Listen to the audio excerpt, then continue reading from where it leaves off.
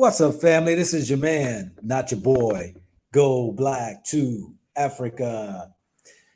Peace and blessings to each and every one of you all in your beautiful morning, afternoon, and evening.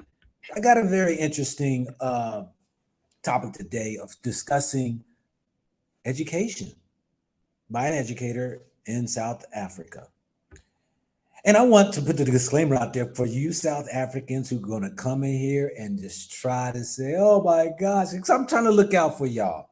I'm trying to show y'all love, but this ain't for y'all.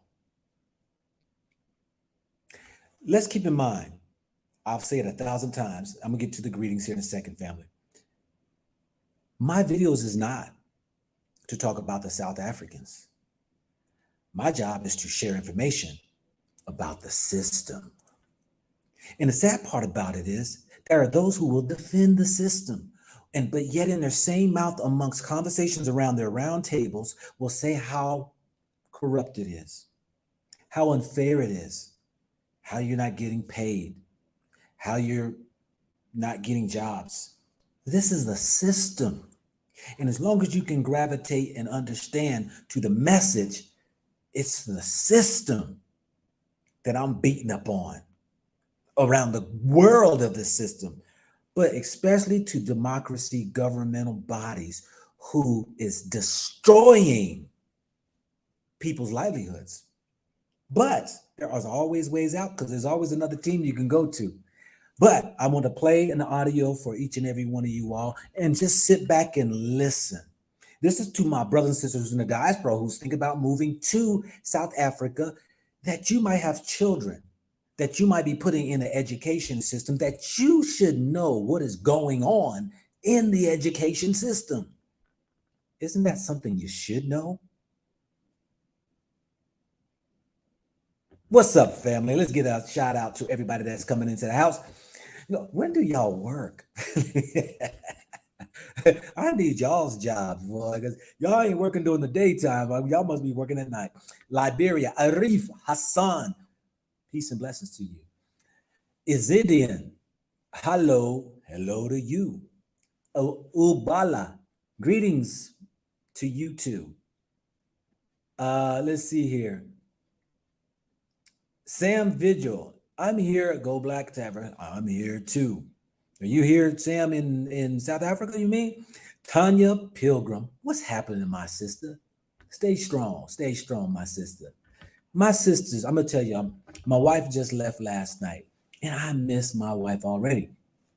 And, our sisters have to, I believe that our sisters out here who, I don't know, Tanya might be married, and the other one, Tatiana, and all that. I see this stuff go around about, man, this badgering of sisters, and now sisters are trying to hold their position and trying to fight back to nonsense and all these things here.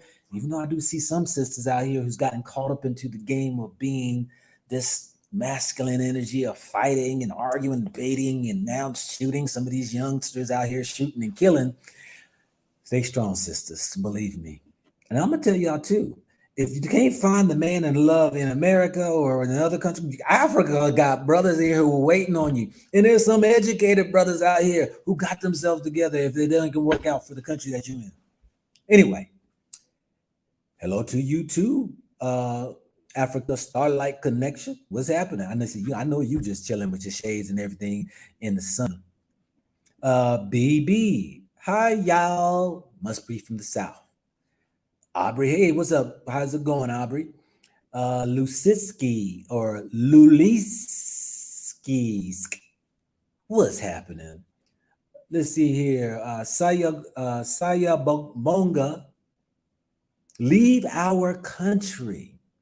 Saya Bonga, I want you to call in and we're going to have a conversation of what have I said negative about you South Africans.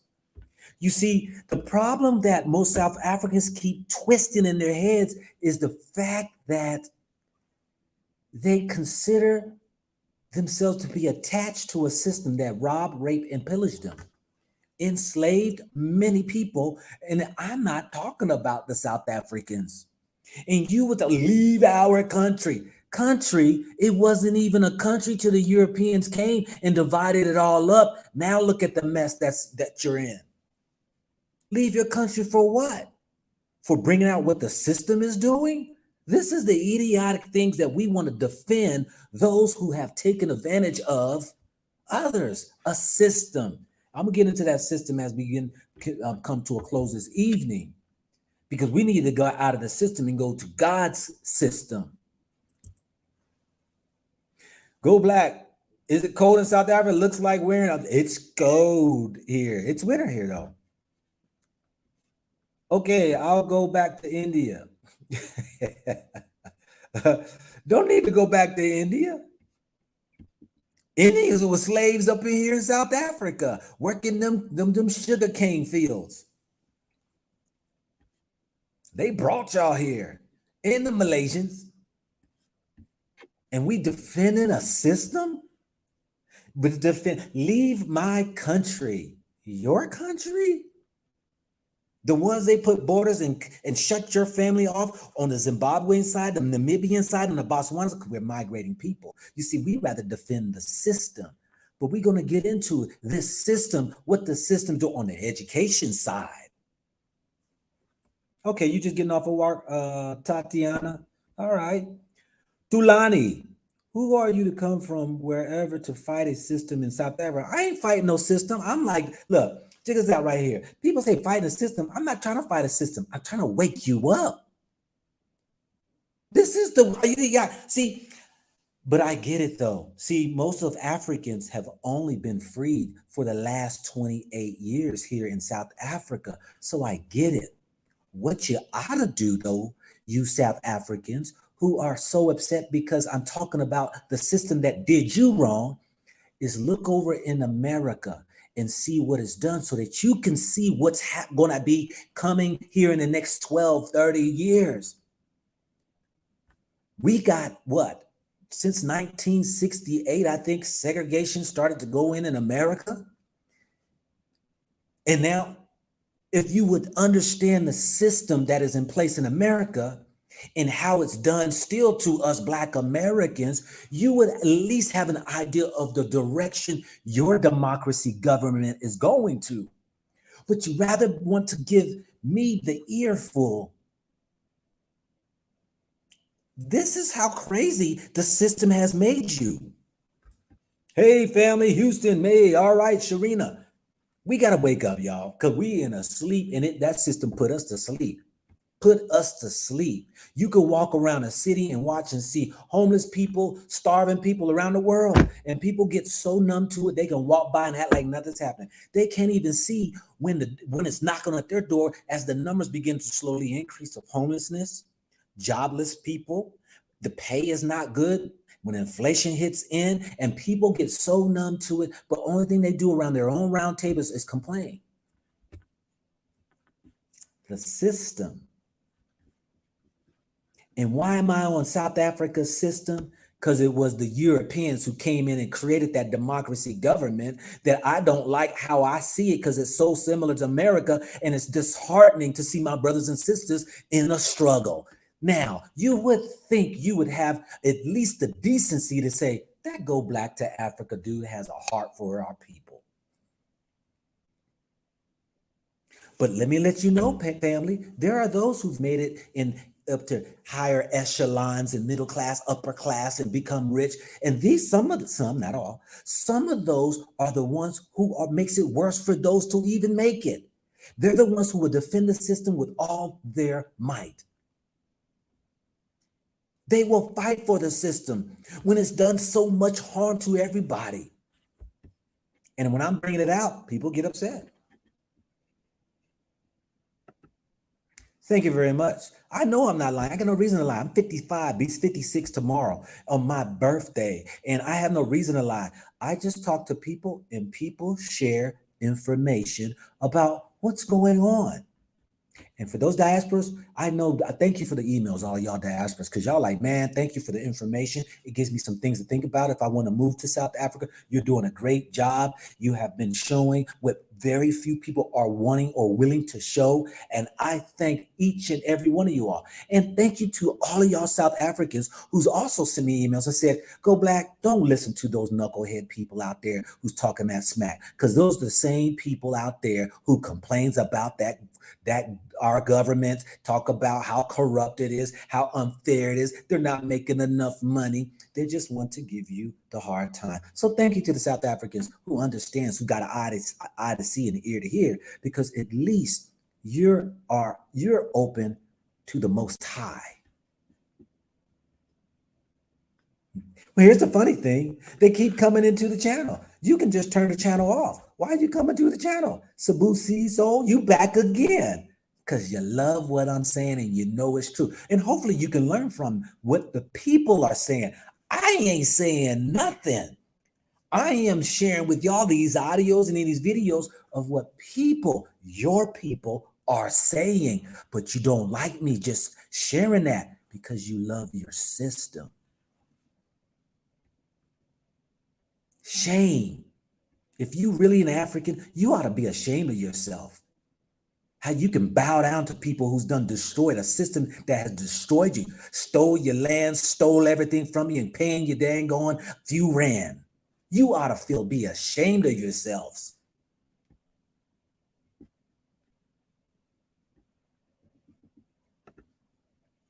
Go Black. My Bantu brothers and sisters are fast asleep, still believing that dead people are their gods. They don't realize that they share the same struggles as African Americans. I know. One day they'll wake up. They will wake up because guess what? Black Americans, African Americans are waking up every day and realizing our ancestors done marched, protested, got beat down by the police officers and all these things here, the racism, the judicial systems and all that stuff here, and ain't nothing changed. 60 years have gone by since just the civil rights of Martin Luther King, and ain't nothing changed. South Africa get to watch and see where they're headed. That's the good thing. Because why? A democracy government in America and a democracy government in South Africa ran by the same Europeans, you get the same results. And if you had any sense, you would at least learn how to navigate through it. What you need to do is just tape and zip your lip up and listen what Go Black's got to say so that you're able to navigate through the system, and you might wind up having some money and might be able to become wealthy. Because if you want to continue to go about business with the system till you should be, well, guess what? You're going to be one who's going to be left behind. So sit back and relax, calm down. They love the system. That's what it is. I'm going to get into this audio right here so people can understand. Those are the diasporas who's going to come in. This is an educator talking, not me. Go away, you're telling the truth. It hurts to hear the truth. Then shut off my video and go on and go back to sleep. No need for you to wake up. But you can gain some information so that you know exactly, for those people who are working in these different type of industries in the system here, you can at least learn something. That's why this period of time is called awakening. You either can stay asleep or you can wake up and hear the truth, because we about to drop what a brother has to say. And I want to give shout out to my brother. And I'm keeping him anonymous and everything, but he showed us where he was from, Alexander, as an Alexandria. Over there, some people said, you went over, what? You went over there? Yeah, he showed us. Got to see where he was up, gave us information and history and all that right there. Yeah. Guyana, no, you don't. You don't need a jab. Don't need a jab.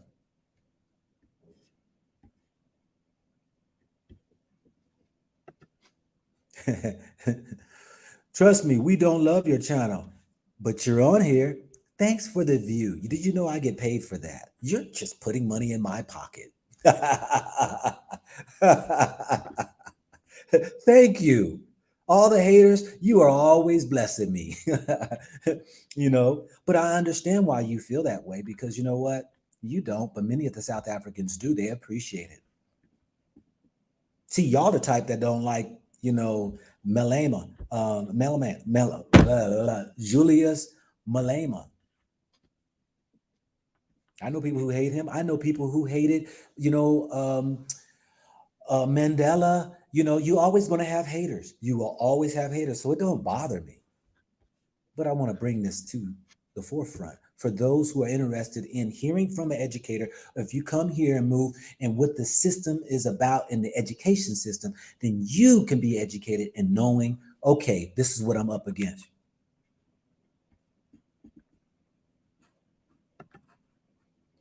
Thank you very much, Neo. You're a Black brother. You don't have to leave. Your contribution is welcome. Thank you very much. I appreciate that. See, I'm gonna put these up. Help us help ourselves. Yeah. Thank you, Go Black. How did you say America resolve this issue? Ain't been resolved.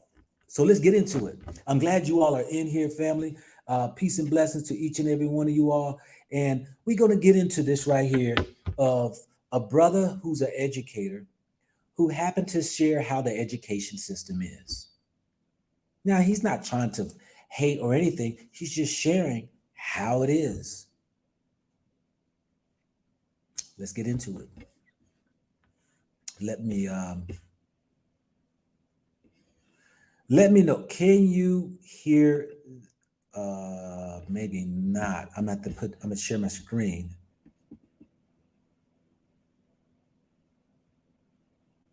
Yeah, let me share my screen because I don't think y'all gonna pick up on that.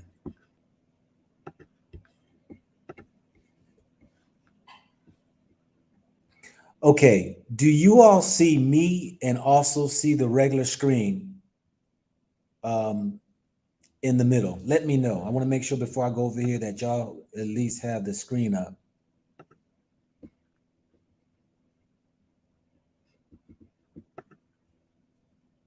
Truth hurts.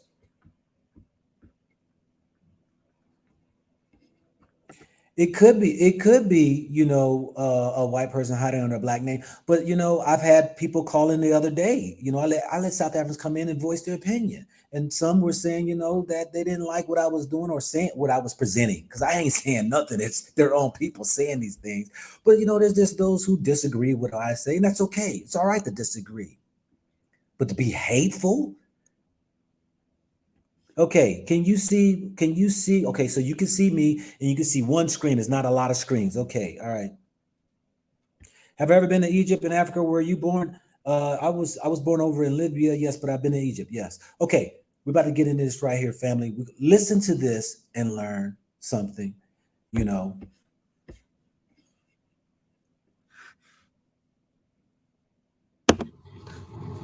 Then we have something I would call good model C schools. So one of the schools that we passed, as I wish King Edward's, is a good model C school.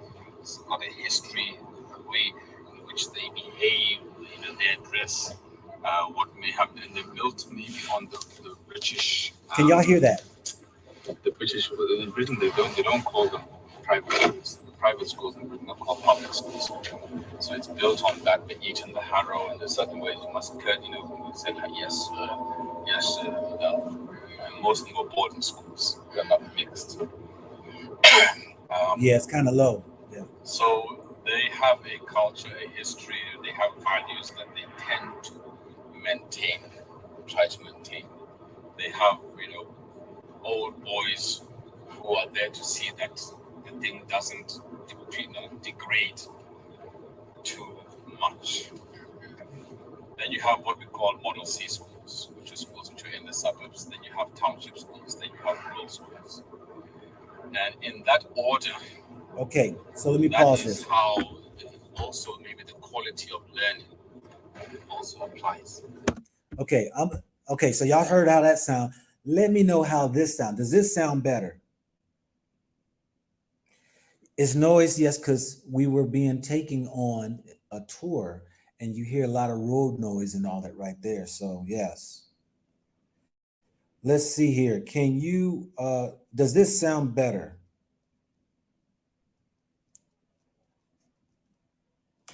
So it's built on that we eat in the harrow in a certain way. You must cut, you say yes, sir, yes, sir. And most of them are boarding schools. They're not mixed. So they have a culture, a history, they have values that they tend to maintain, try to maintain. They have, old boys who are there to see that Sounds the same. doesn't. Okay, y'all gonna have to turn your volume up as much as you can because I have this volume all the way up, but it's gonna get a little better. Right now, it's a little low, but it's gonna get a little better. But you gotta tighten your ear up here because yeah, the volume's low, but it's gonna get a little better here. So it sounds the same. Then we have something I would call good Model C schools. So one of the schools that we passed, I said, which King Edward's, is a good Model C school. It's got a history, the way in which they behave, their dress, what may have been they built maybe on the British, in Britain they don't call them private schools. Private schools in Britain are called public schools. So it's built on that. They eat in the harrow in a certain way. You must cut, you say yes, sir, yes, sir. And most of them are boarding schools. They're not mixed. So they have a culture, a history. They have values that they tend to maintain, try to maintain. They have, old boys who are there to see that the thing doesn't, degrade too much. Then you have what we call Model C schools, which are schools which are in the suburbs. Then you have township schools. Then you have rural schools. And in that order, that is how also maybe the quality of learning also applies. So I'm also telling my students today, I said, if you can afford to send your child, first of all, to a Model C school, to a good Model C school, if you can afford to send them to a private school, at some stage, send them to a private school. Because as well, once you can tell from the way they sound and speak where a person comes from, what kind of school they've gone to. And therefore, sometimes what we have is not what is called racism, per se. It's just that, they're not necessarily white people thinking that this person is not really our class, or, I want someone that can understand me. So the guys who go to private schools and good Model C schools, they play rugby, they sound different. They sound like us. Therefore, when it comes to jobs, they're the ones who get the jobs first. And we have situations where the whites may not be very educated because they had the privilege. So from secondary school, they were made a supervisor. You didn't need to go to university. Right. Then we have the poor blacks who come and say, hey, I need to get a job. They go and look for jobs after, first of all, maybe high school, nothing. Anyway, they go to university, get their bachelor's degree, come and look for a job, nothing. Go back to, well, maybe I'm not qualified enough. Let me go and do my master's, my honors. Come back, nothing. Go and do a master's. And without realizing that they're making their situation worse because they will not be employed because of that. Anyway, because of that, I tried to also tell guys and people that don't do go and do your first degree, but then go and work. Spend time working, and then after that you can decide. Once at least you've got something on your resume, you can decide whether you want to go back and do a master's or something like that. Now the schools also change, and unfortunately, I was telling them today, how do I decide what school to take my kids to? If I go there and I see white kids, the school, then it's okay. Why? Because if they're white kids, then it means it's okay. The whites feel it's okay. And the standard, to a certain extent, has been maintained. Okay. So just seeing a lot of African children, or It's not good. So there's a school behind me. I only ever saw one white kid, and even then I was asking, what is this? I was asking myself, what is this white kid doing here? And sometimes you will tell by the results. So when the metric results come out, maybe they're on 55-60% pass. There's another school here. So we were staying just on the other side here. There's another school this side. And we came from the northern suburbs, the other side of Bryanston. The kids went to Bryanston Primary School. It was a government school, but it was in a kind of affluent area. So all the people in that area were quite affluent and well-to-do, directors and that kind of thing. And then when we moved this side, we said, the school here, Glen Hazel, was just 100 meters from the house. We have to now start dropping the kids. They can just walk. They were walking to school. The kids took us to task. He said, but you said,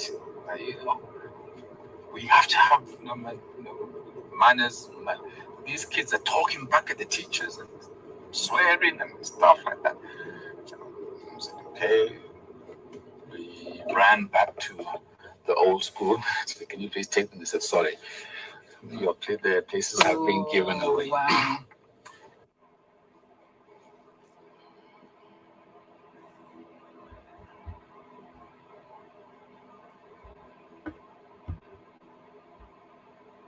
That's where we now took them to that other school I showed you, Mountain Primary. Okay. So this school is they're not very good because they've got too many black kids. And sometimes it shows the results. And they get worse.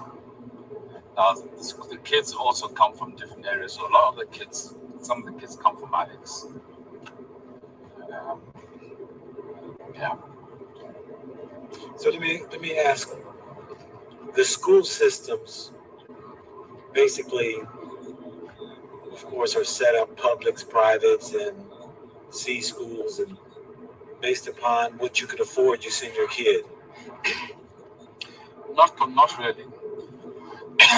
The Model C schools and the private schools were historically white schools. So no black kid could go to a white school. To this day? Then up until just before 1994. Okay. Now, if you just before 1994 could send your kid to maybe 92 to a white school, then you also had money to be transporting them that far, coming from the townships. So the system basically will accept more of those kids coming from these private schools, you're saying, because the white people feel confident, or they feel like that black child can relate or understand them.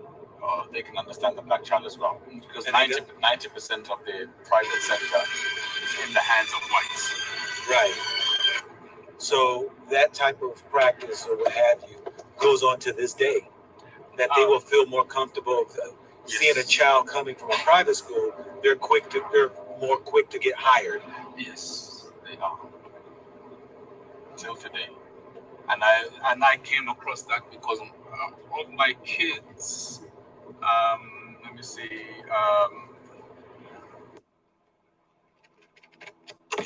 Well, they all at one stage went to private schools, secondary school, high school. But it's also maybe our situation was different at certain times. Okay, so the time when I was working, so the eldest, we moved her from what is a Model C school. Now want her to change the system. Let's see what I got here. So y'all got to bear with me because what I'm doing is taking out private information.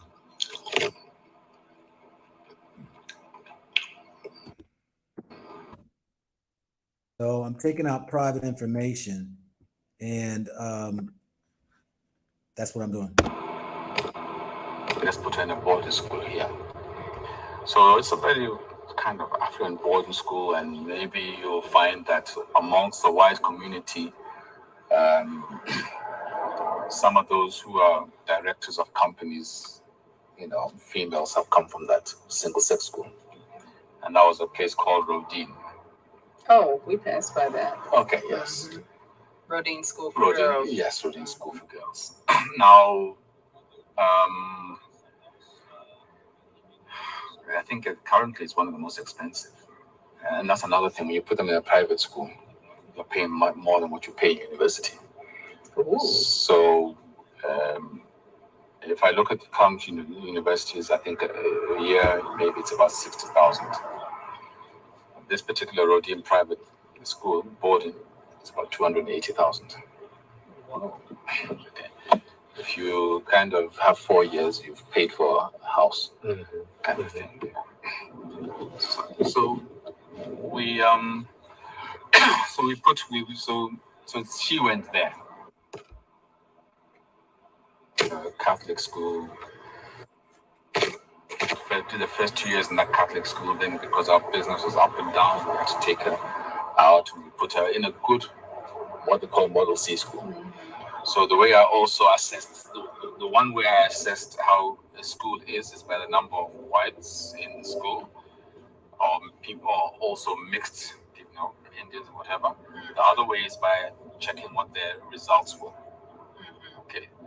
So now we have a school. When I was getting for my elder daughter, we went to this school, and there they curtsy. The girls, hello ma'am, yes ma'am. You pass, they curtsy, yes ma'am, yes ma'am. Okay, and when I spoke to the principal, I said, okay, so what are the how do they perform?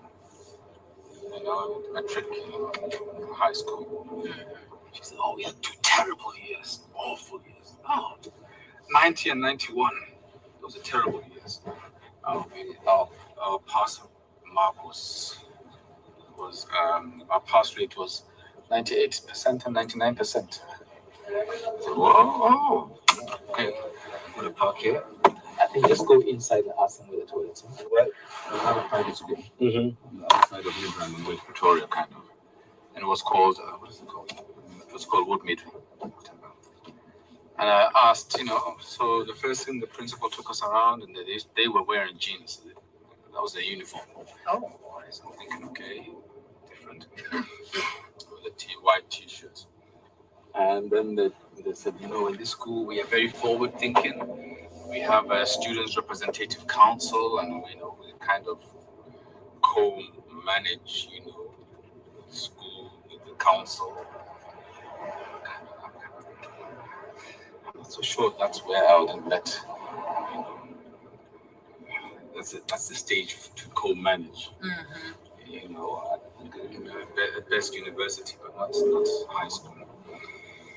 Anyway, so then I asked, okay, so how were the performance? Remember, the first one was Rodin was 98 and 99%, which were terrible. I said, we had we actually done quite well, and we're improving. Year before last, we got 76%. Last year, we got 78%. So I kind of go, this one is saying that's terrible, and it's 98 to 99%. This one is saying we did very well, and it's 76%. So I kind of said, it's kind of made up my mind. So we put her in the other school. And unfortunately,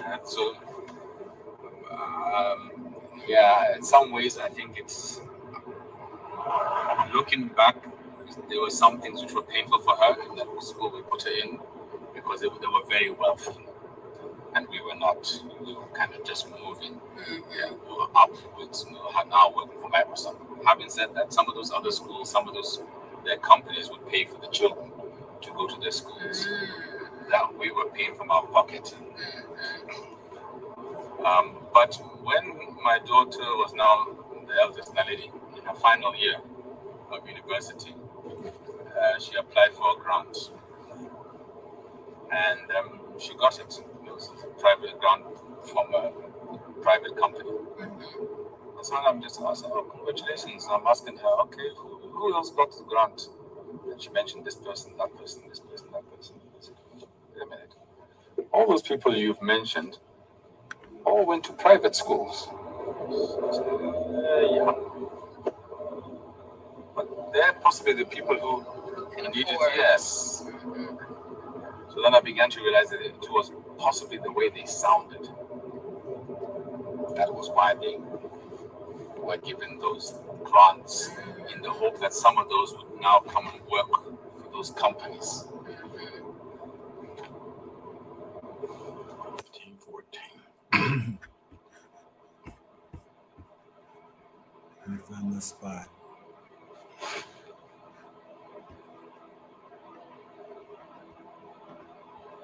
I'm removing out those personal information, so y'all gotta bear with me to make sure. But you also notice the difference in certain levels of confidence. So the kids that go to private schools, they have a level of confidence. They are very articulate, and you can see the difference is quite marked, certainly between those who go to private schools and township and rural. And unfortunately, the teachers that they have for rural schools are not necessarily that good. And sometimes what happens is they may not even have enough teachers. So occasionally you can find that someone who graduated the year before from that school is now teaching other kids. Oh my goodness. Wow. So would you do that same approach again with if you had kids to go ahead and send them to these schools that you were doing? Yes, I would. Yeah. I believe you want your kids to be as confident as possible, to be able to hold their own, and no white person should say anything, And to a great extent, yeah, that does happen. That sounds like teaching they get at home, though. Sorry? That confidence sounds like the teaching they get at home. So I'm not so familiar with homeschooling.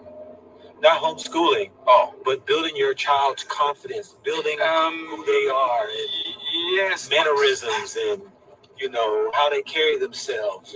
Yes, we do part of that, but there's some other things we may not necessarily be aware of. Right.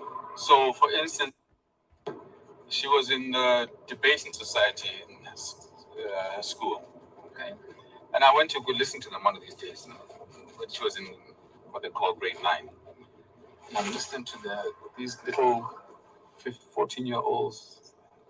And I'm listening to the way they articulate, they build their argument. And I'm saying, I couldn't do that. In university, we weren't taught that. And of course, I say, if you're not careful, you could go up against this little kid and they could floor you. Okay. So I began to appreciate, you begin to appreciate those elements, and that's not stuff that we were taught at home. At home, we also try to balance the moment. Okay. So you say, oh no, don't be, we don't expect you to be anti-white. Okay. And they all had white friends. Okay. But you should be able to hold your own and feel comfortable. And now occasionally, you say this one is coming up with something that it's affirmative action, enough of it. We need to move on. All this Black economic empowerment, which is affirmative action. That's, it's 20 years. That's enough. Haven't we done enough of that? I'll say, okay, that's not them talking. That's their parents. But we've just driven through Alex. what's the condition for those people who've gone through that let's come from 1994 when independence came to now. So we still got challenges. So we can't be stopping saying, okay, then let's stop trying to help uplift those people. And those who are advantaged will always be advantaged in the same way that I said those who go to private schools are the ones who get the opportunities for the jobs. Whereas the guys from the rural and the guys who go, and some of them they try and go even higher with their education, but just because of their color and the way they sound, well, not the color, but the way they sound, okay, and they don't have as much confidence, then they got a problem. You know, it just brings back memories of the pressures we put on our children in trying to get them to fit into a society that is trying to indoctrinate you, mold you, so that you will be accepted in the way they want you. That's a lot of pressure on our children. I mean, and I know that, you know, you're wanting your kids good education and all that, and you know, because you're sending them into the system. And this is why I tell people, man, become an entrepreneur. Become an entrepreneur, because now you have the power that you can at least position yourself in this system how you want. You may not, you know, when you're an entrepreneur, there's something you have that they want, and you may not necessarily need to sound like them. So you might offering something that to the system, but they know they need it. And you have that liberty or that freedom more than those who are really relying on that system or dependent because it's a job now.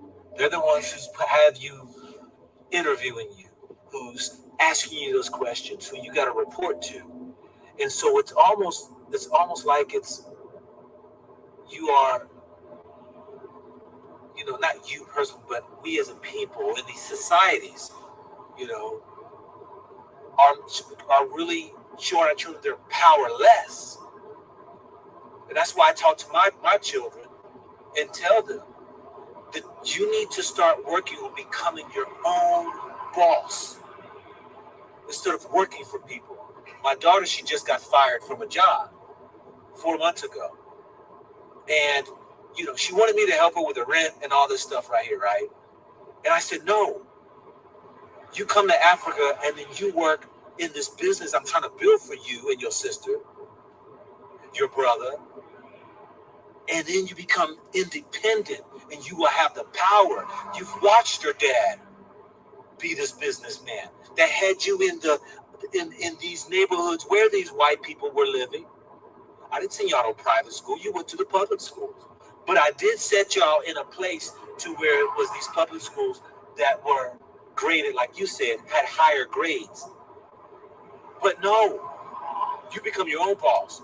And if you don't want to become your own boss or entrepreneur, then you know what? Then you are now subject to the system. You're going to have to sound like them. You're going to have to talk like them. You're going to think like them. You're going to do everything like them. And if if they don't like you, they don't accept you, then you get rid of you at any given time. And you, at the end of the day, you are going to be wondering, was it the color of your skin? Was it that you did not meet up to their expectations? And this is where we have our children, and then they live in this system for years, fighting to be accepted, fighting to get into the system, fighting to get a position. Oh, I didn't get this promotion. I didn't get this position. I didn't get this and that, this and that. Oh, this white person. See, now this is the back of your head. And I had to live through that at a moment of time when I started off working in the military. And I found that when I became my own businessman, they try to stop me. Yeah. They try to put the potholes in my path and the obstacles, but you know what? They couldn't. They couldn't cause me to fail. So I agree in many ways. Yeah. But sometimes what happens is we have some of my brothers and sisters, they jump out of whatever school or university and then they try to run a business. but they have not got that the entrepreneurial knowledge. Two, they may not have an idea of the level of the standard that should be attained, because maybe they've not worked. I don't know if that makes sense. So I even go to the extent of saying, if you can work for a multinational, then work for a multinational, because there's a certain level of standard that is reached, that they set, and they try to maintain that, whether it was in the States or it's in Africa here, and South Africa, they try to maintain that. But then, therefore, a level of professionalism you now take and you learn, and now you go out to do your own business. Yeah. You're keeping that same level of professionalism. But if you've not experienced it, you don't know what those standards necessarily. And that's why a lot of businesses fail. Well, my thing is this right here is that starts at home. That starts in you cleaning your bedroom. That starts with you doing everything to the best of your ability. But yes, there is education that one have to learn. I mean, I had to learn business, and I didn't go to college, but I learned as I went on. And I had, there's whether it's talking to other people or listening to videos or whatever it may be, every profession is different. So yes, you have to get some form of education. Education means information. And yeah, you coming out of high school at 18 years old, you don't know nothing about running no business unless your parents were showing you and equipping you with that. So yes, there is, I tell people it's right. There's nothing wrong with starting working for somebody. I told a young man today when we were at the market, he's from Malawi. And I said, yeah, brother, because he said he didn't want to work for them. He wants to work for himself. I said, look, there's nothing wrong with starting off working for somebody. Because there are some people who don't have the discipline of getting up every morning for themselves, but somebody else to tell you, be here at 7:30, get off of work at 5 o'clock. And there are those type of people who don't have that discipline, who don't have that go ahead, that working for somebody, you can learn a lot of things.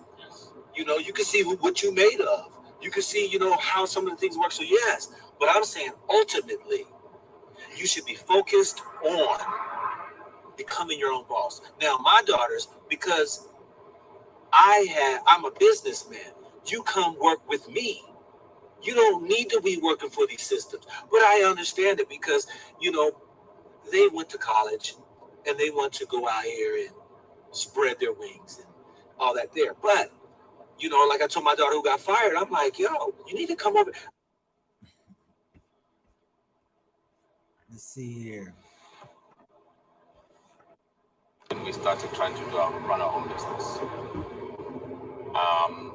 and there's a great learning curve. And first business, 6 years failed, and then we went back into working for others. And came out and even this business, it's up and down and it's plunged down. We're now trying to pick it back up.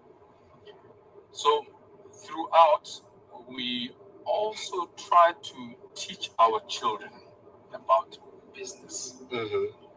And that because we notice as well, there are those who teach their children business, like some of the Indians in England. And they come up with an entrepreneurial mindset. So they teach their children. Already they see opportunities. Yep. They just grab them. Whereas the rest of us, and we were kind of, especially in Africa, we talk, no, go get your degree, go get your master's, go as high as possible. So that get that paper qualification. And that paper qualification, in many cases, is worthless. Mm-hmm. There are 70-80% of us who never work in whatever we study. In the field you study. Yes. Yeah.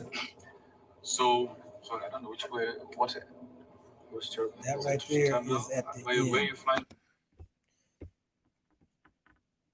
Look, family. There again, there are just a couple of those South Africans. They're claiming they're South Africans here on the chat that are wishing that I would not share information about a system, not about South Africans. When you are blind in life, when you're blinded, no matter what people say to try to convince you that you are blind, you will go on along with the program and continue to be blinded. That used to be me when I was younger. I wouldn't listen to nothing. I would do what I wanted to do. And people were just trying to enlighten me on things, and I would argue against them and all that. But there was a day, thank the Almighty, I listened. Because here this brother is sharing about, he was an educator, is sharing about the education system and how it is that those who go to private schools, of course, are looked upon better than those who go to any other educational system, whether it's for the high school, whether it's, he said it was a C school, C grade school, or what have you, that these jobs or these places are because they want, or this is his opinion, that if you can't talk like them and be like them, in a sense of knowing, whether he said that they can feel confident that they can relate to you, then you might not even get a job because you didn't go to those private schools who's going to indoctrinate you to become and talk with proper English and to behave and how are you doing, sir? And all of these things to where you can get in where you fit in at. But you don't get the job. And that he mentioned about that the kids who go into these schools, these colleges, getting these degrees, they're going to get their master's degrees. He told them, said, look, when you get your bachelor's degree, just go get a job, because when you keep climbing up that ladder of education and you don't have the experience, one, you become threatening. Two, that they're going to throw that you ain't got no experience on you. So just get your job after bachelor's degree and then work your way. But the other thing that he is saying about this education system is that when you go to these schools, everybody gravitates where the white kids are. And if it's mixed with other kids and stuff, that's the schools you need to go to. Doesn't that sound like America to y'all? But how is it that this system, education system, still is showing bias? Because who got the money to send? Like he said, 240,000 rand? From 60,000 to 240,000. Come on now. How many of y'all got that money up in South Africa going to send their kids to these schools to try to give them a step up, and at least trying to get somewhere? Because what I keep hearing from a lot of brothers and sisters who don't have that money to go off to schools like that is that it's all about who you know. It's not about what you know. It's about who you know. And I got an audio interview with a sister at a restaurant. Again, it's a sister now, who's sharing her pain in how the system is.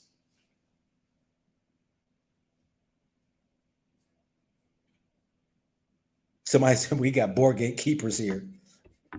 And what I'm trying to share with the brothers and sisters is that this system that was put in place for only the few to come and enjoy, while the other ones will be servants to those in the system. And while you getting paid your little rand, your little CDs, your little shillings, your little all of these coins, you can't afford to go to these places that the system has built, that they built these systems of places for you to enjoy. You get right back on your bus, go right back to your township and eat your pop and eat your food and that you can't afford to have no T-bone steak. You can't afford to have no top restaurant here. And yet the system was put in place for that. This democracy. I just can't understand how people can't see that. But I know it takes time until you get whipped by the system. Like I told my daughter, well, you just keep on. I understand you're just young. You're in a system that you believe and have faith in this system. And yet once it spit you out once already, it got rid of you and your job and other people that was on the job. And I'm hearing every day, because of this inflation and the cost of living, these jobs now are getting rid of people like this. What you going to do? But see, when I sit back and say, let me educate you on something, brother, your sister right here. See, y'all South Africans, see, y'all don't see me do this because, see, I don't go videotaping and all that right there. I drop nuggets in people's lap when I go travel Africa because I'm trying to help our brothers and sisters. Look, you need to become your own boss. So in the meantime, while you're working your job, you best go ahead and start putting away some money maybe work 2 jobs, 3 jobs to get where you need to go, because I had to do it in America. And I found myself climbing in a place. And the disappointing thing about it, like I shared with people, was when I got into middle class and I was in those, went and bought my dream house once I got finished with the military and all that right there, if you want to call it a dream house. But because, when you're lost into the sauce, you think you arrive. So I'm sitting here like thinking myself something. I'm around the white folks here in this expensive area. And I took my money and I laid it all down and put it into the house. And as I began to listen to the people, I worked 3 jobs. My wife was working. And all of them, their wives didn't work. They stayed at home. And what I was hearing from them, their parents was forking them money to put down on their house, sending them cash flow. See, this is the wealth off of our backs. So people don't want to admit that. When you got free labor that caused many people to be wealth around the world off of free labor of your sugar cane in South Africa, the cotton from America, the sugar cane from Central America, the tobacco, and all of these that launch many of businesses. Look, I was taking a tour right here in South Africa to the sugar factories. I talked to an Indian who had hardcore resentment because his ancestors worked for free on the sugar plantations or the sugarcane plantations. And he working in a restaurant. He's like, and we can't get nowhere. I said, man, you mean to tell me, man, you Indian? He says, man, my great grandparents and them, they worked the sugar cane for free. And they didn't have money to leave us. We sitting here just like most people who are poor in the country trying to make it. Why? It's because the system robbed and stole and enslaved people and had servants. Well, I go back to Africa talking about us South Africans. No, I'm not, fool. I'm talking about the system that you believe in that is keeping you from what is rightfully yours. So I'm saying detach from the system, come into the God system. Come over into the kingdom of God, because God's going to give you the knowledge how to get out of that daggone system. This world was not for us in the system of things. The earth was, but when those who had the monetary value power and went around the globe enslaving people, colonizing people, and created this so-called system that you so love, that you call a democracy, government, and all that right there, that has been proven time and time again. The majority of the people will suffer out of that type of system. People think America people got money. No, the majority of the people, do your research, are poor in America. Only 1% of the people are rich. And they say that 1% of the people that are rich in America makes more than everybody else. Wake up, you fool. When you're trying to defend a system, instead of understanding that I am trying to open up the eyes for people to say, look, it breaks my heart to see people always talking about it's hard and it's struggling and it's hard to make it. And I got to grind and I barely have enough. And I'm living in this shack, or I'm living over here and I'm renting a place. And all I'm seeing is these beautiful buildings being constructed and these restaurants and these clothing stores and these malls that I can't go in, but I'm allowed to work in them, but I'm not able to buy in them. And so then what do? Well, brothers and sisters, come on over to God's kingdom. Because you know why? God says, if you know your scripture, your scrolls, your ancient writings, see, it's going to tell you, my children don't beg for bread. Come on now, y'all scholars out here who know the Bible. Come on, give me the scriptures now. For my children don't beg for bread. It also says, be the head, not the tail. Be the lender, not the borrower. Come on, y'all. Give me the scriptures, all that right there. I used to know the scriptures years ago and let it go when I walked away from a religious system. And I had to go on a journey for 11 years and I kept quiet. And I had to go and watch and listen and observe and come to a realization I was fooled. into a system that I thought was for me and it was against me. But because of the system that thrives, it needs your creativity. It needs your skills. It needs everything that you got. That's why it wants you to go pay for your education and then you go get a job. Why ain't the job paying for you for the OJT, on the job training in schools? Why ain't the job doing that? No, it wants you to pay for it. And what we find, just like that brother said in the audio, 70% of the people here in South Africa who has diplomas, or we call them your I just lost my thought now, your degree. 70% of South Africans, when he said he's a school educator, when they go to college, they don't even work in the field that they went to school with. Doesn't that sound familiar? Doesn't that smell very familiar like America? How many people got degrees and they're not even working in the field they went to school for?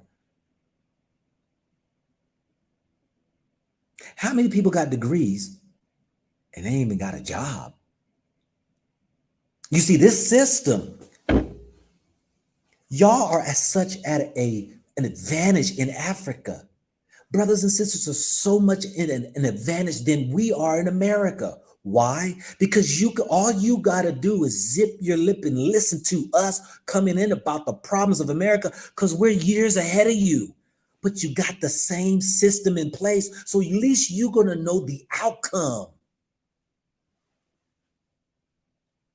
You're going to know the outcome, because don't nothing change. Ain't that right, brothers and sisters? Somebody find me a scripture that says there is nothing new underneath the sun. They can switch your names. Whether you want to call it monarchy, you can call it a democracy, you can call it socialism and capitalism and all that right there. They have their own different tweaks and all that right there in their places, but that's been around for thousands and thousands of years. And guess what the Europeans got hipped on? A democracy. Why? When the people came out of Europe to go to America, they knew that the kings and the queens are the ones who had the money. So for those who came over to America, they knew if we can go ahead and get these natives that are on land to buy into the fact that with this civilization that we want to bring in, to get them to work for the civilization, because the natives that were there, who were Africans too, who were natives, and we wouldn't call them Hispanics or Spaniards or whatever, that were there, mixed and mingled, got dark-skinned natives and you got lighter-skinned natives, that they were living free off the land, hunting their own food. And when the Europeans came and said, we're going to bring in a civilization, a town, and you'll be able to live in a house now. That TP that y'all live in, those little huts that you made for yourself to live in, you don't need that. You can go ahead and buy a house. You go hunting for your food for free because the food is plentiful on the land and all that right there. And so the European comes to the natives and said, you don't need to go hunt for your food. We got butchers and we got people who will go and you can come buy the food. That's the system. And though the natives balked against it and said, no, we don't want that. What did the Europeans do?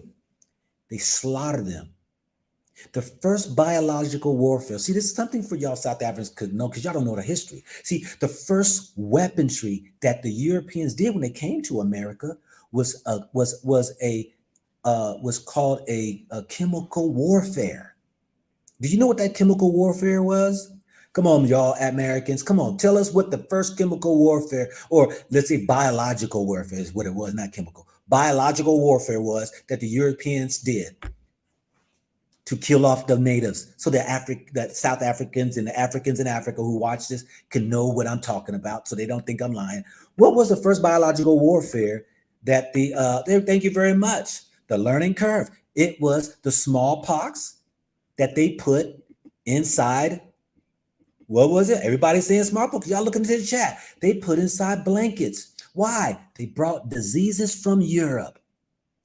And what they did was, if they're not going to move and bite into this civilization, Instead of us making it coming out and just shooting and killing them, let's give the smallpox to them.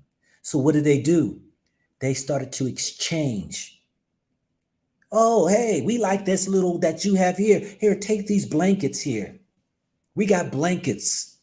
And when they took those blankets and took them back to the huts and laid upon their precious children and their moms and the mothers that are feeding their babies, they got smallpox and it killed them. Learn something, South African, from our history so that you see where you're going. Learn something, Africa, from America, that you have a democracy government so that you can see what is coming down the road. It don't change. It's all the same. You keep saying, and I understand it, 28 years of freedom and all that you think it's getting better. Look at here in America. We've been freed since 1863. How many years is that? Somebody do the math on that for me. It's getting better.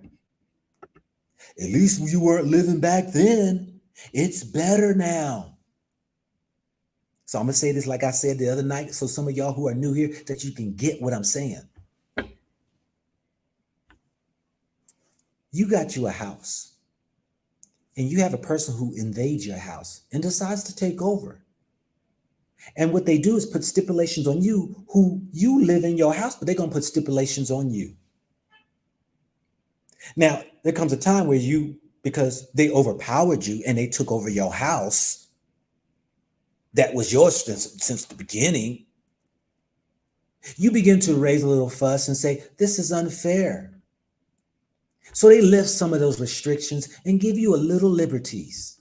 And you start to have kids. And your kids look you dead in the eye and say, Daddy, I thought you said this was our house. Yes, it is. But why isn't it we can do what we can do in our house? And then you got the nerve to tell your son or your daughter, well, you know what? It is better than what it was before you were born. And I hope your child look you dead in the eye and say, like I said the other night, it ain't never better until that mother get the hell out my damn house. And I would never tell my kids it's better. No, it's worse, and it will always be worse until you get out of my house. That's the system that comes into your house. For those who it went over your head because you don't understand the intellect and the knowledge of what I'm bringing you, I just described those who went around the world taking land, which is your house, put stipulations on you, keeping you from roaming free until now you think it's better. So you become complacent, laid back, and just complain. Our government is corrupt. And what you going to do about it? Oh, this is unfair. That's not fair. They don't pay me enough. What are you going to do about it? What is your solution? Stop talking about it and be about it. What are you going to do? Don't wait on nobody else. Because most people are tied to the system that they will not break free from it. What are you going to do for yourself?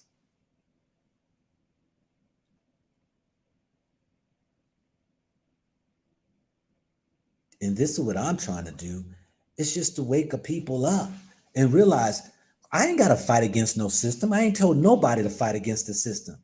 For Yeshua said, Peter, put away your sword. I can call down 10,000 angels down here to handle this business right here. No, don't need to. Don't need to fight against the system. Why? Because I already know the outcome. But in the meantime, go black, wake my children up and tell them to come into my kingdom, and I shall guide their path. I shall bring them knowledge. I shall give them wisdom. I shall give them understanding. I shall be the one who leads them into a spiritual freedom that no man can take.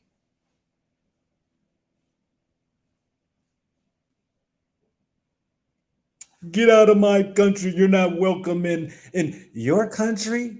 It was not even named South Africa. And here's the most shameful thing about it that I keep correcting a lot of people down here while I'm here is that y'all even allowed them to come in front of you and they allowed them to call themselves Africans. It's a shame that when I sit here in Africa that I have to say Black Africans, because so many have accepted the fact that the Europeans call themselves Africans. So how many Africans, Black Africans? See, now I got to put Black on top of Africans.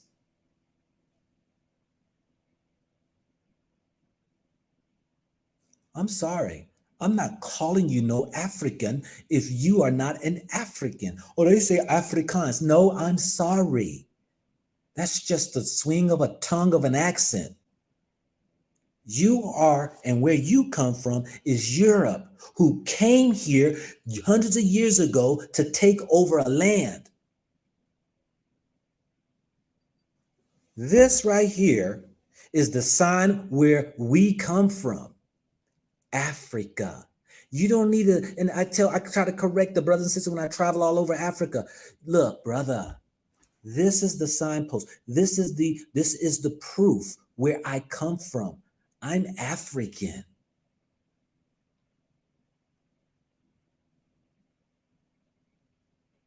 What is African? It's just a word as a point, as a reference to the continent. I don't care if it was called Abukhlan. What is the word that people say all the time? I can't even pronounce now.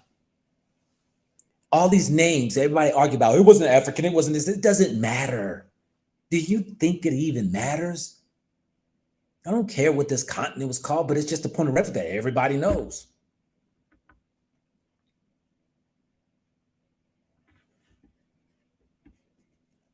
I do have a language. If you haven't caught my language, you don't got an ear to hear. See, some people need to be taught though.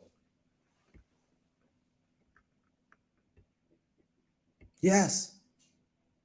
A Kebulan, yeah. Sometimes I get a little worked up, but like,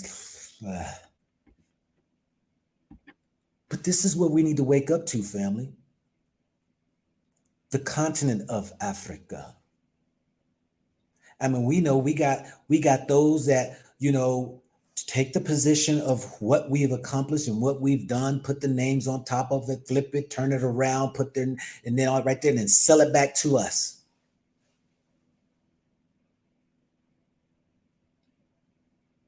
There's only one way you can whip those who've come in and taken over, and that's through God. That's through God. And it can be done. And guess what? It is amazing. See, check this out. Let me educate y'all. There have been spurts along Africa that people rose up and people died for freedoms, not to be colonized in Africa. And people done it over in America and doing it over UK. We have done all of this fighting and all these things here, and we've made some headway and taken some losses. Can you imagine if we spiritually connected and said, let's take this right here to the Almighty? Because I can guarantee you this system can fall like that. How is it that I'm going to use South Africa as just one example. How is it that there's only 9% Europeans and 90% Africans that are here and a system can continue to stand and grow? It's because we're the ones causing it to build. We're the workers. 90% of the workers in there, and you might have your 1% of Africans who are in middle classes and an upper class, but the other 89 or 88% of those are not. How do you cause a system to fail? Stop feeding it. This is what happened in America when the Black Americans, they struck against in Alabama, they struck against the bus company, and what they did, every Black person united. See, that's how strong we were back then. We united, but the system causes divisions. This is why the system knows. Get people to fall in these different categories of names and titles, and people will fight and defend it, and they will never collectively stand up. And I'm even talking to some of those white folks out there who's tired of the system too.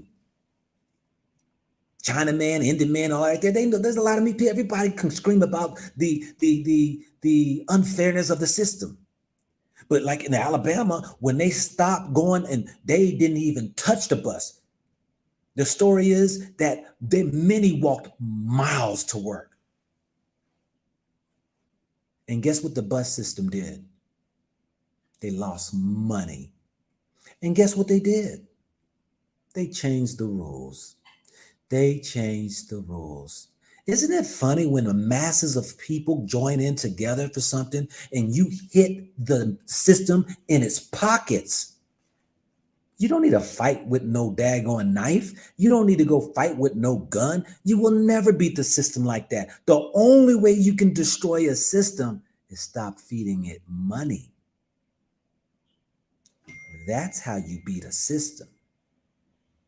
This is why Yeshua said, render unto Caesar what is Caesar's, but render unto God what's God's. Because people were like, do we have to pay the taxes? Do we have to pay the tax? See, they were complaining about the system. They were tired of being taxed, overtaxed. See, some of y'all would know something. This system has been around for a long time. And Yeshua said to the people who were complaining that, do we have to pay these taxes? He said, let me see this coin. Or they took the coin out of the fish mouth, it says. Whose face is on this coin? And the people said, Caesar's.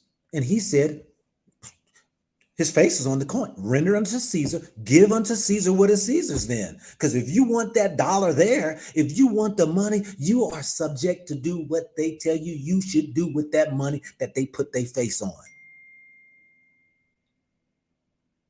Africa didn't used to have money. We did trades and bartering, and they may have used other means as a sense of some type of, like Ghana. Ghana used to use the small shells. I don't remember, some Ghanaian might be here in the chat. What's the name of those small shells? That used to be their currency. And I said, what? He said, yeah, we use this as used to use this as money. You mean to tell me that I can get up in the morning, go to the beach and collect these, and the money's free that washes up from the ocean, and I can gather these up and be used as money? This is what they used to do? Yeah. Wow.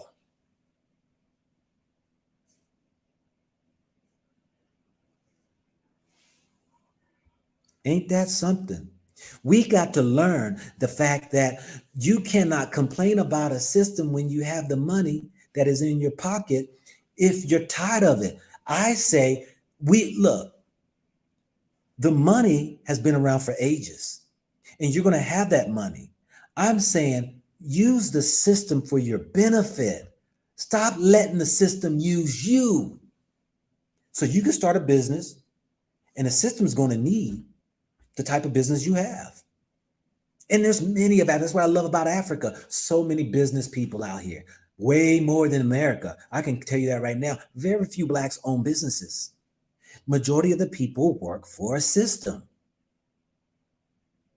But when I found the secrets of life for me to be my own boss, when I was in the military and I opened up my business while I was in the military, and within that first year, I was making more money than the 10 years I was in military. And I said, my God, what the heck?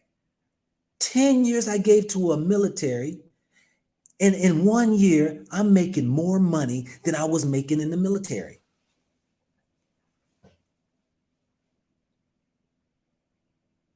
Somebody's going to get this because it's going to free you. And then I keep hearing these people, I want to have some money. I want to be wealthy. I want to be rich. I want to this and that. Okay, then, guess what? Start you a business and work it as hard as you can. And maybe it will spring into other businesses, because what you find some businesses is just a stepping stone, which I did. I started in barbering, cutting hair. Then I opened up a beauty supply store. Then I opened up my second barbershop and beauty shop and my third one. And I was like, you know what? I'm tired of this right here. I'm trying to get big game now. I got into real estate. Let's get into real estate. Why? That brings you a whole lot more money than it does than when you up here got these business here and you bring it in, you reached a cap, put it that way. Because I made a boatload of it in barbering, owning my own shops. But what do? I'm stepping my game up now. Okay, this afforded me to get to here. Now I'm gonna go ahead and get to there. And now and you can do it. You can do it. Why? Because God been on my side, because I've been faithful to God, and I will recite the words of God, because the fact of it is God is obligated. Not the God that they told us, not the Jesus that they told us. I'm telling y'all, that's the wrong one. I'm talking about Yeshua. That's who I'm talking about. Some say Yahweh, some say the Almighty. These are in scriptures, the Almighty, Yahweh. And we run around following what they told us. And then you wonder why you have no results. And then they put a system in place, school systems and government systems and judicial systems and all of these systems that ain't for you.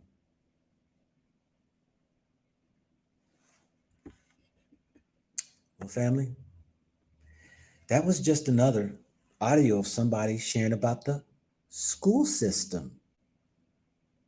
And for those who want to come to South Africa, now at least you're educated in knowing how the school system is and how you need to position your children, because you're going to have to pay money here in South Africa to get your children in these private schools that the educator said cost money.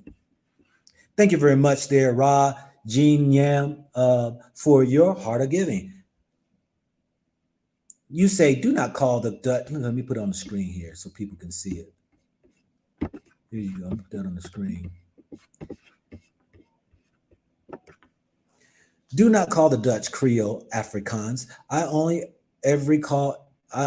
call it South African Dutch or Boer Creole. I will never let them claim the name of our continent as their language. The root of the language isn't African. It's neither are they, and neither are they. See, at least you got the education, and no, I'm not going to let just anybody come in here. I'm not going to let the system come in and switch the game on me. I'm going to at least be knowledgeable to know, because in 30 years, guess what? They're going to take the name already like they got Africans, and you're going to be happy and turn another name. How many of y'all people know? Come on, for those who are in America, how many things have been taken from us and they switch the names and give it their own names? For all of those who loved R&B and all that right there, what did they come up with? Pop. All those who loved we had the blues and all right there, they came and stemmed out of their country music. When we had our singers and things like that, they came and developed rock and roll. Our dresses and our appearances and stuff like that, they want to be like, sound like. And then all of a sudden it was like, our skin color now was like, oh, let's get tanning lotion. Now they got tanning beds, and when I was coming up, listen, when I was coming up as a kid, the white kids used to make fun of my lips and my nose. Oh, look at it. This is what they used to do. We could take you and just throw you up on the ceiling and your lips will stick to. I had to hear that mess growing up. Look how wide his nose is, how dark his skin is. But it's mighty funny. Guess who's going to the surgeons now and getting butt implants, lip blown up, noses widened, while some of us silly fools are running around lightening our skin and shaving down our noses and our lips to look like who? Why would you want to lighten your skin when it's proven that this melanin saves you from the sun? Melanoma cancer is found in white people. And my wife, being a doctor, She's already said she's never in her 26 years ever had a patient black when she used to be in the black city of Milwaukee, ever had melanoma. And all her white patients that she's had over the years, she said typically about 90% of them are going to have melanoma somewhere on their body. That's skin cancer, y'all, by the age of 50. And we run around trying to walk like, talk like, act like, be like, when we have benefits of how we were created. You know, scientists say they lost their melanin over the ages of the ice ages and all that right there, where we as Africans migrated across into the northern plains and got stuck in the ice age. And so melanin was lost and the whole features and the whole hair, everything was turned into what we know today as a European.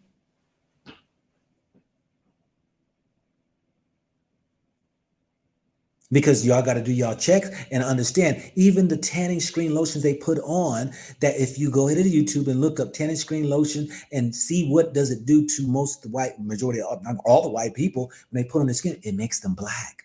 You can't see it with your naked eye, but through the UV camera, it shows they're black. And then we want to go ahead and follow lies because the system is against us. The system wants to switch the rules.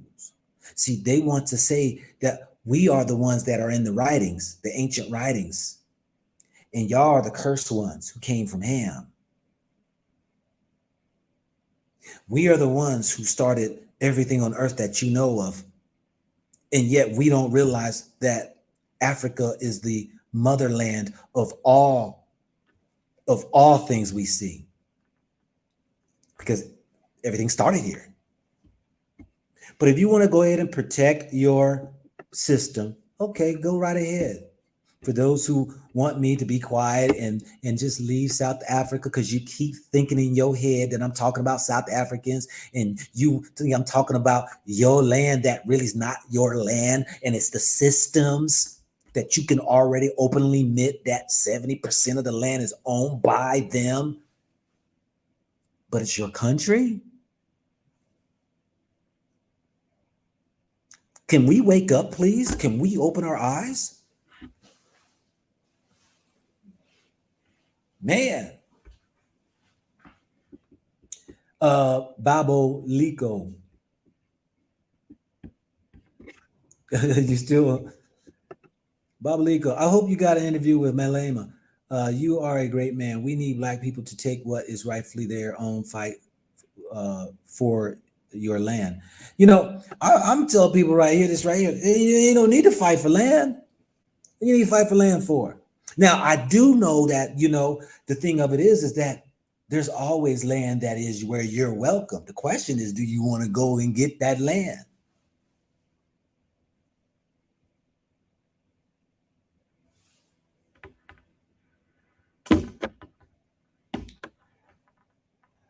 Because, you know, typical countries that are controlled by Europeans, you know, you fight up against them. They just send in the military, bring in the jets, drop the bombs, bring in the drones, drop the bombs, and go ahead and put chemical warfare on and just destroy, you know, your neighborhoods and all that stuff right there. And it's just like, well, hey, you know, but what do? What I say we do is go to the system of God, because God gonna take care of that.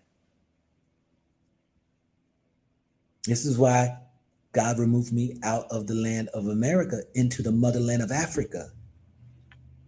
And I believe I was given a message to bring our people back into our rightful state under the righteousness of the Most High. Stop serving a God they told you was a God that was only that was not for you, or Jesus. It's Yeshua, and how they presented it was totally wrong. They try to flip them words in the scriptures and the scrolls and the ancient writings, and we walk around here with our heads down like we powerless.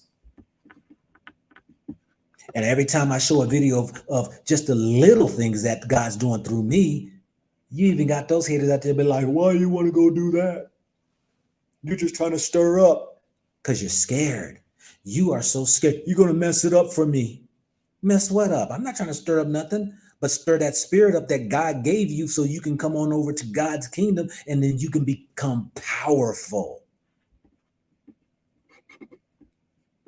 But not everybody wants it because they're dependent upon the system. I don't want to let my house go. I might lose my house. I might lose my car. Think about this, family. This right here is your job. Your house is on top of it.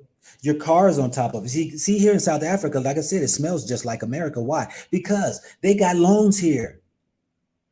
You can go get your loan for your house, and you can go get a loan for your car, right? And then you got your credit cards that they accept in credit cards and everything. See, you don't know the debt that is incurred by people in America. Because soon as you got that house on top of the job and the car, and when things happen and that company is not making its profitable billions, and if it drops below a certain billions, we got to start cutting people. What happens? Boop, everything falls. And guess what?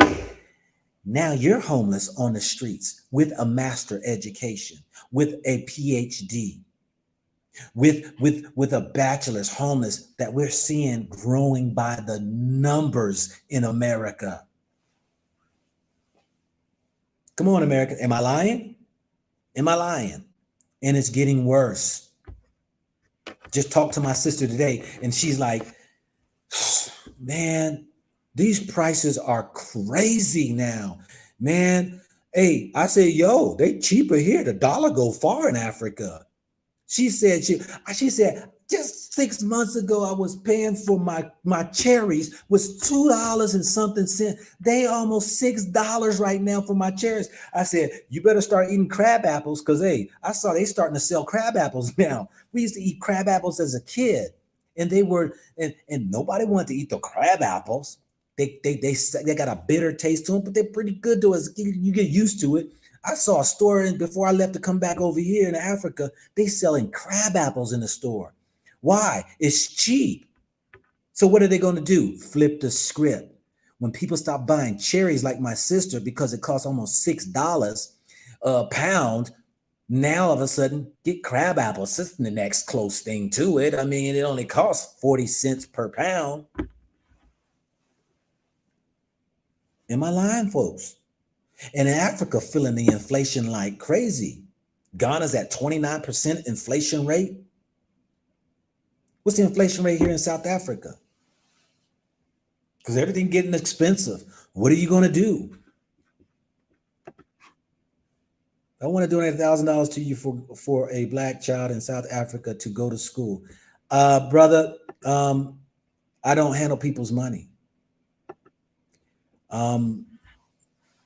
What I will do is, because I have to look and find a charity so that I can also donate. What I will do, I can get the information for you. You just go to goblackttoafrica@gmail.com and I'll send you the information, because, you know, each place I go, I try to help.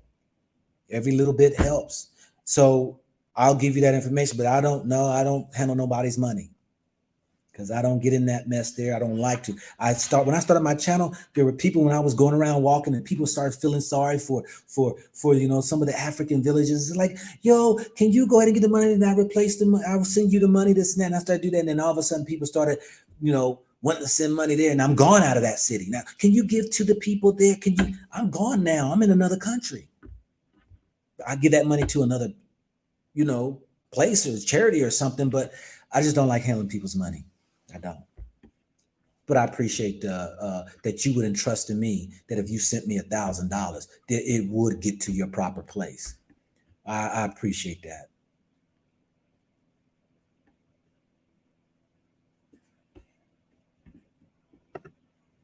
So, Black, you are here to educate about how to become revolutionaries while we fought the apartheid system without you and your lessons. See, people don't get it.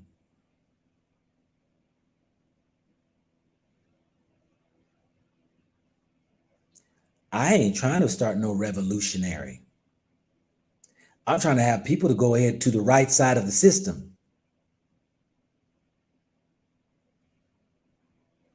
I know y'all fought apartheid.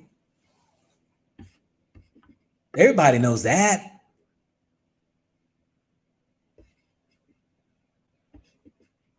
Okay. Well. Oh, okay. What? Let me give you a hand clap. You fought apartheid. Okay. All right. And what? Okay. Now what? 80% of your people that are poor and working for a system that gives nothing about them. That when I'm talking to these people, they're making $90 a month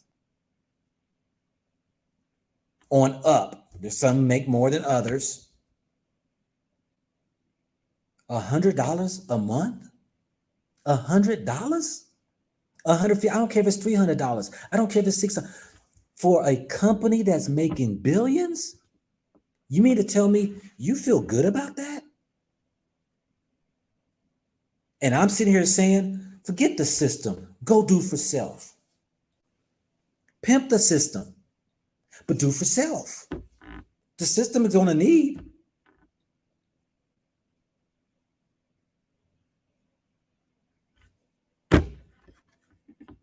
I ain't trying to teach South African none of this. Channel is worldwide. This ain't just for South. I told y'all, this ain't for the South Africans. I'm not talking to the South Africans. I'm talking to those who are wanting to come and move to South Africa so that I provide information by those people that I interview.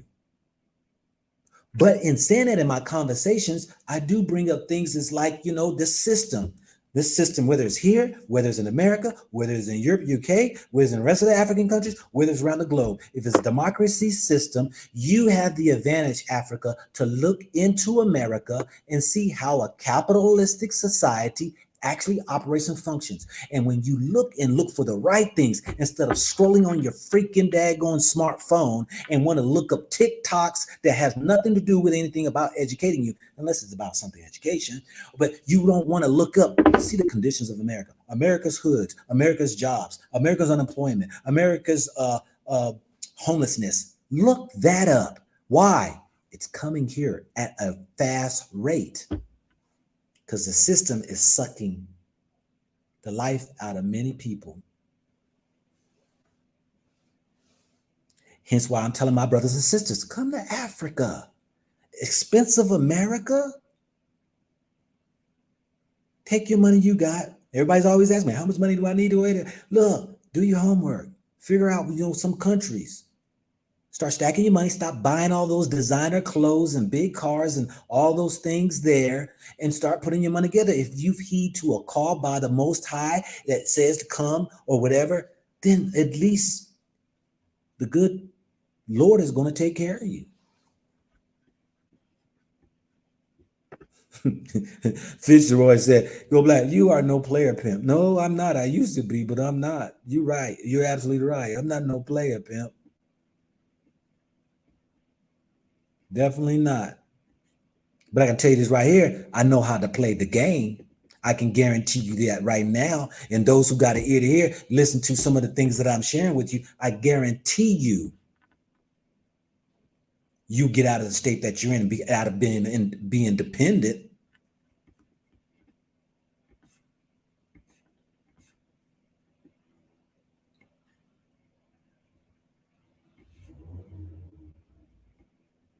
Hey, it said it's right here. Faith without works is dead, and you're the one who's going to have to do the work. You know what? Yes, you too have to be a savior for yourself, because it's a decision that you have to make.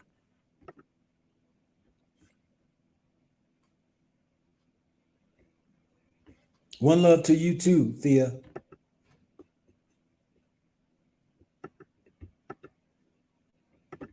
Look at it right here.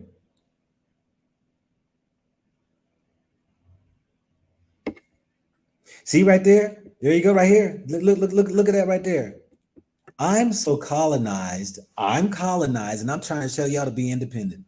That his mind can't understand or accept we as Africans are striving and living a better life than Americans. I agree with you to a point of, yes, if y'all stay away from the system, you would be. But many people are going to the cities. They're leaving their farming or they're leaving their businesses, and they're going to work for the system, and they're going to find out really quickly that it can suck you in. It's going to overwork you. You're going to be stressed. Do you know how many jobs is in America? They're like, people decided to stop work. There are people who's moved on to other things. There's many people leaving America. White people leaving America. Black folks are leaving America. People are trying to go on to better places. If you think your system's better for you, hey, go for it then. I'm not talking to you. Why can't people understand? If it don't apply, zip your lip and move on. Why be on somebody's channel trying to waste your time in something that you believe is contrary to what I believe? Move on.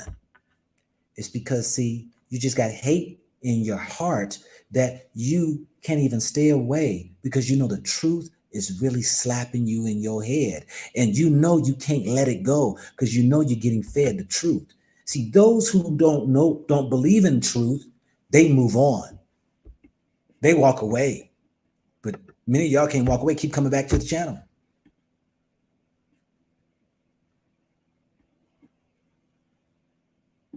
Yep. He said, living better. See, she laughed, living better than Americans. In what way? Because if you're working for the system, you are not living better than Americans. I'm sorry to tell you, buddy. If you're living in the system, your system is not America's system. The poorest American is rich compared to majority of Africans.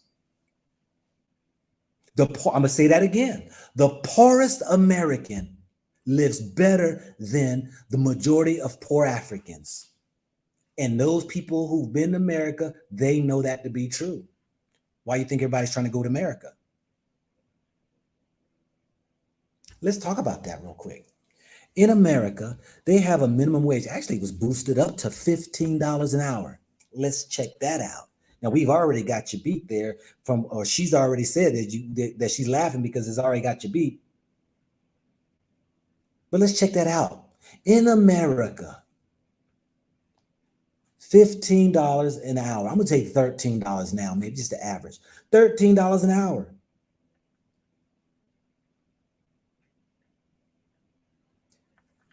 $40-hour week, that's 520 US dollars. Now, the one who said that right there, this is the poorest Americans out here who's we're talking about workers, who's the workers, the least amount of money that they can pay you is $13 an hour. This is what they make a month. Now, I want you to respond and tell me, does your average person in your country, whatever country you're in, make 2,080 US dollars? Majority of the Africans would die for that amount of money. So don't sit here and say that you're living better than the Americans. I'm sorry.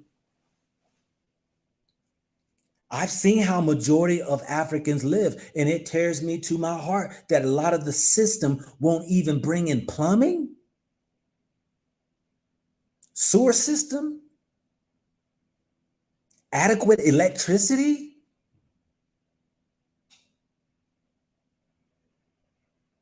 And y'all know I ain't trying to brag on America at all. You know I ain't trying to defend America, but you made a silly comment. The South African people who can afford to be on this platform are living well, sir. I'm quite sure probably of them. That's why they're mad, because I am talking about the system that they work in. The people whom you want to speak to don't have access to live streams because data is expensive. Okay, I get that. But guess what? If a doctor, listen to this right here now. If a doctor,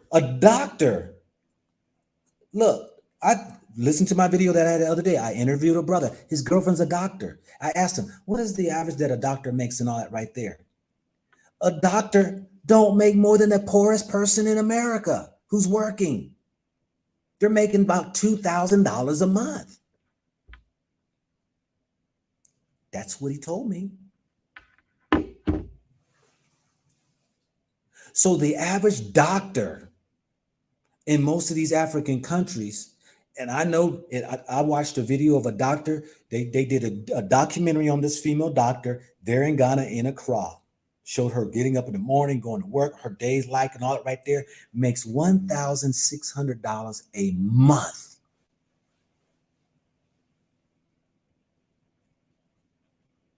And because I'm talking about the system, you feel good about that? You feel good about that? But then but there's so many of them trying to get over to America, because what does the doctor start off making? Most doctors starting off, because I know this, my wife is a doctor, starting off make $175,000 a year.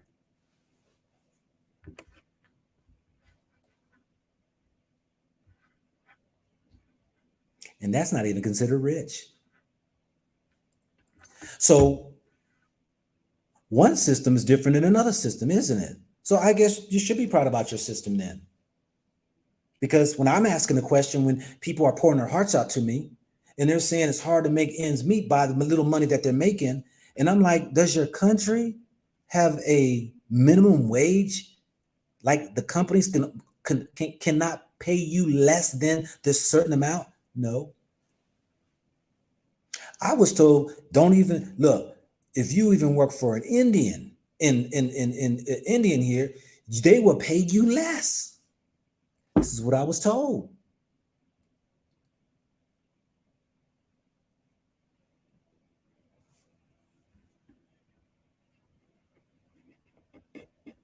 And let me say this right here to the person who said that most of them don't have the data. That's not true.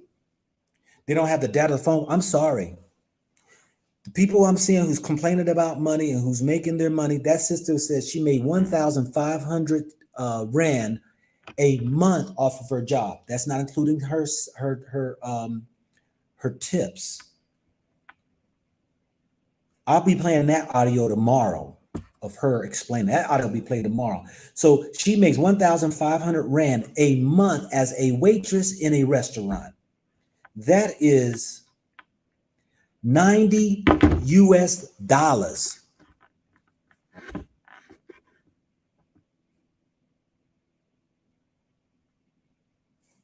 $90 US.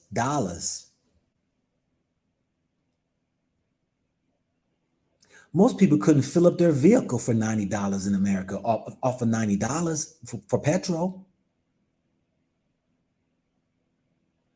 But you love your system though. Hey, a lot of people made it. Good job. Good job. You want to defend the system? Defend the system. Okay, I stopped talking about the system for you. I'm only going to talk to those who want to hear the system. Those who don't want to hear the system, all right, cool. All right, cool, no problem. But the system that is in place, family, you have the power to be able to go ahead and use it for your benefit. Isn't that what the politicians do? They have all these loopholes in how to figure out how to go ahead and get tax savings. I had to learn that. There's one thing I'll say about Donald Trump. I'll never forget it. Years ago, when he had talked about how why he doesn't pay taxes. And I said, hold up, how does he not pay taxes? And I understood, dude was in real estate, and what you can write off from real estate and also expenses. It took me into a journey of learning, how can I make more money now and save money from being taxed? I learned that from Donald Trump. He is a businessman. So because of me not hating, but listening to Donald Trump and how he used the system. Well, Donald Trump, I mean, you're a bad businessman. This is what they said. Donald Trump, you are a bad businessman because you have filed bankruptcy several times. He said, that system was put in place for us to never fail. The rich. It was put in place. You see, when you get to listen to those who have who's rich, and you get to understand the loopholes, then you start to use the system for your benefit. This is what the politicians do. I'll be there this following Tuesday, soaking up this good information that you are laying down. Well, thank you very much, James Turner. Thank you for your heart of giving.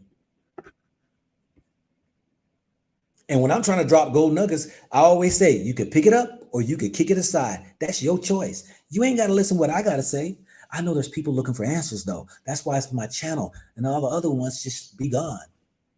You be gone. But I need to talk to the trolls too. That's why I ain't got moderators. I don't need moderators for trolls. Why? I talk to trolls because trolls are ignorant. They go around and try to go ahead and crash channels and chats, and they want to say their little spiel. You know, sometimes I block some of them right there when they get out of control. But I always tell my people on my channel is we are the moderators. We can ignore them. We can supply them with information, but we don't never need to debate and fight and argue. Go Black, where's the moderators? You're the moderator. Ignore them.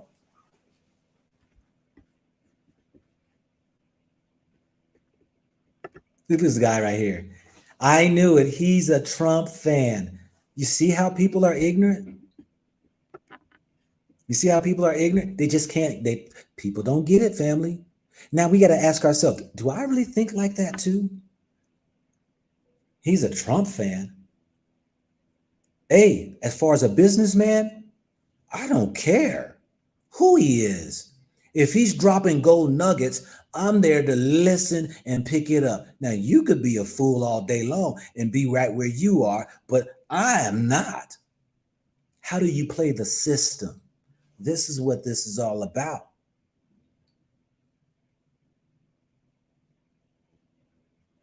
I've never voted for the presidency. Never. Do you know why? Because the government don't do nothing for me. It's me who do it. I'm the one who's got to get up in the morning, go to work. I'm the one who's going to have to either go to college. I'm the one who's going to put the hours in. I'm going to be the one who's got to budget my money and finance. I'm the one who's going to have to figure out the business I'm going to do. I don't need the government. So many people sitting on their tails waiting for the government to be their savior. There was only one Savior I sent, and the Savior is giving you the Spirit of the Holy Spirit or the Comforter. You can utilize it for every which way you want to, or you can sit around and wait on the government to go ahead and give you your crumbs. Your choice. But I'm telling people there's a kingdom that I'm a part of, that I believe in, that has always done well by me because I've been doing well by it. Now, I'm not perfect, but I'll say this right here. I'm not taking advantage of people. I'm not trying to rob and scam. I'm not out here killing. I ain't selling dope to nobody. I'm not stealing in people's monies and all these other garbage things out here. That's the system. I'm a part and accountable for the other system. There was a day I used to be that way. But guess what? God jacked me up and brought me and woke me up. So many people want to stay asleep. All right, family, I am coming to a close. I appreciate each and every one of you all for coming in, even the trolls, even the haters, because, hey, they need to hear the truth too. And my thing is this right here, family, is that I would hope that you position yourself and teach your kids that like our brother was saying here, who was on the audio, that he wanted to position his kids in a private school so they can at least get a fair chance in the system. Even if it costs his children to speak the way they want them to speak, because he said he believes that they want you to talk a certain way. I can't knock the brother. That's just where he is. They want you to behave and to do the way they want you to. This is the system. And if you don't get on board, they just get rid of you. You know the interesting thing, family, before I even get off of this right here, I'm on an hour and 54 minutes. I got 5 more minutes left. But it's amazing that people who are against the scriptures, the scrolls, the ancient writings, y'all call them the Bible, who are against that has foundational rules and commandments to guide us along this crazy world. People would rather reject that and take on the world system, following their policies, their procedures, their regulations, their rules, and it gets you little to nowhere. John Williams, thanks you for your heart of giving. Isn't that something? I don't believe in that. Well, go ahead and believe with the system. And in your same breath, you complaining. And guess what? Your day is coming. You better wake up now or stay asleep. Because like I said, for all you Africans out here, my brothers and sisters, look at America and see where your future is going to be. It's the same government, democracy, governments. It just so happens ours is just a lot older than yours. So you would be able to see and learn, wow, how do I overcome this beast that's overtaken people?